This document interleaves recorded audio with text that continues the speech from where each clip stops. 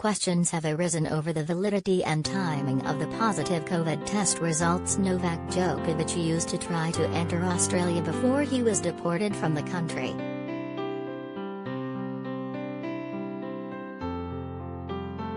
The antivaxx tennis star provided 2 documents to a federal court in Australia as evidence of his positive status in a bid to avoid rules banning unvaccinated people from entering.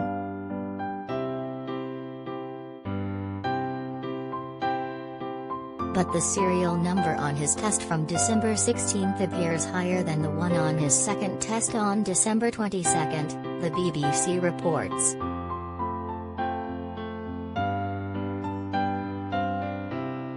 The code on the first test also appears to be out of sequence with a sample of tests taken in Serbia over the same period, suggesting they were submitted at a later date.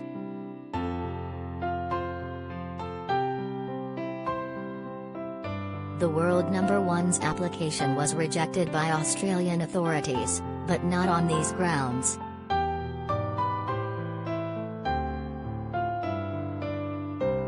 Among the documents submitted to their federal court was one from the acting director of Serbia's official health body which confirmed the dates on the certificates.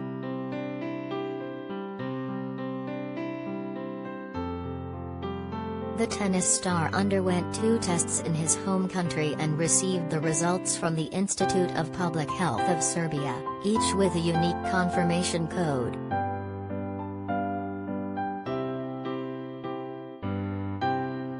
Data analyzed by the BBC shows the confirmation code on the certificates increases chronologically.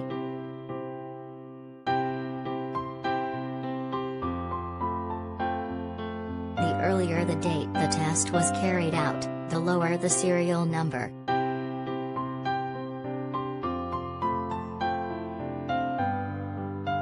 Djokovic's documents appear to be the only ones where the second test has a lower serial number than the first.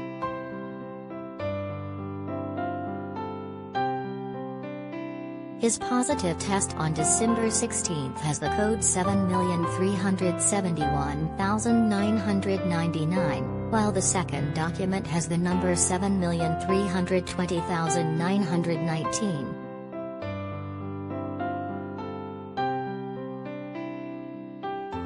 Adding to the mystery, it appears the code on the first test suggests it was taken at a later date, between December 25 and December 28.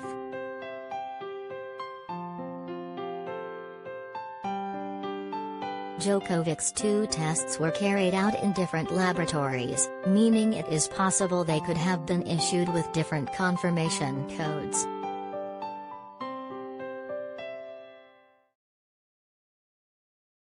But analysis from other tests processed at the same labs shortly after Djokovic's results have lower serial numbers.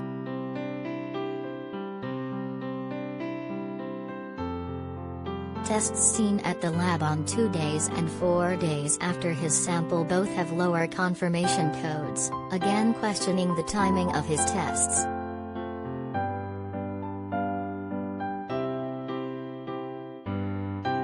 Also, data across 8 different Serbian labs suggests there is no discrepancy between them on the consistency of the serial numbers.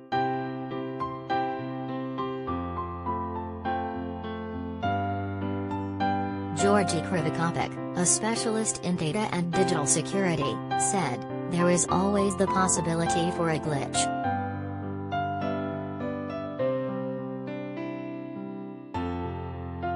But if that were the case, there would be a simple explanation. I don't see why the state authorities wouldn't just say that."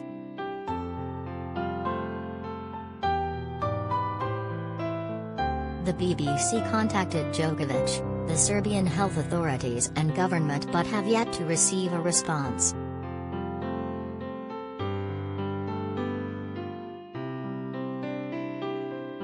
Mail Online has also contacted Djokovic's representatives.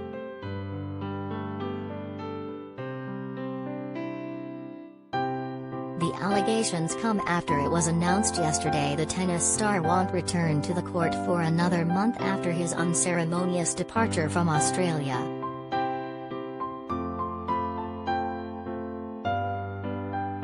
His headline place in the star-studded field for the Dubai Tennis Championships was confirmed by the event organizers on Thursday.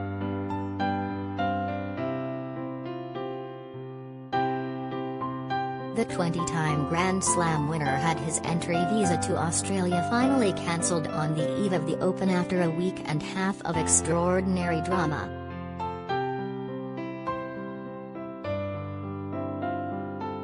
Djokovic, who had told officials he was not vaccinated against COVID, believed he would be eligible to enter the country and compete after supposedly testing positive for coronavirus in December and making a full recovery.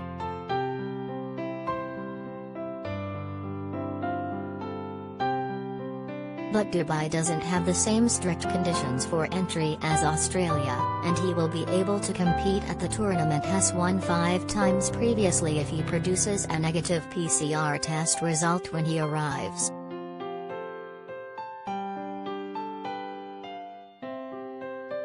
The sports star was detained at Sydney Airport on arrival, had his visa torn up, and was then put in migrant detention while the issue bounced between the courts and government.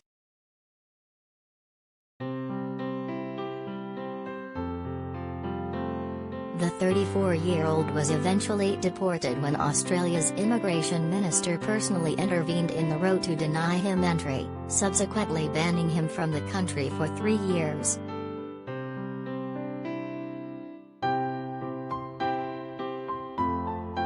While the government insists rules are rules, the episode led to furious allegations by Serbia that their sporting star had been singled out for political reasons.